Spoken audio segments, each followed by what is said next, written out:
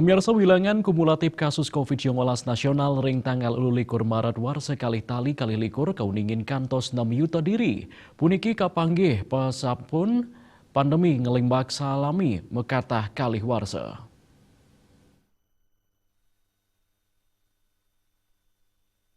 Anut ring kasus harian, penglimbak kasus mewali kuningin tedun sayhang ring rahina sedurungnya nih, ingin podeker langkungan tigang talian diri. Raris widangan kasus harian kuningin kali talian diri. Asa podi ketalar, kewentan pasien padam COVID-19 talar nincap sayhang ring rahina sedurungnya nih, ingin podeker wentan penyatusan diri.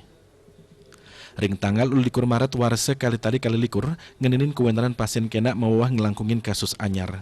Wilanganipun kantos dasa talian kasus. Anut data Kementerian Kesehatan nyihinayang penglimbak kasus COVID-19 kantos langkungan kali talian diri. Dadosnya wilangan kumulatif ipun wenten langkungan 6 yuta diri.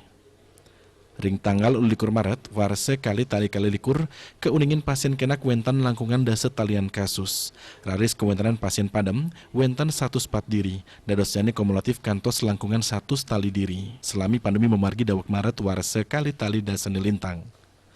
Pasien COVID-19 sanikantun kerawat wenten langkungan 1 talian diri, miwah suspek ngelangkungin petang talian diri. Diah Dewi Bali Pos, Nguningayang.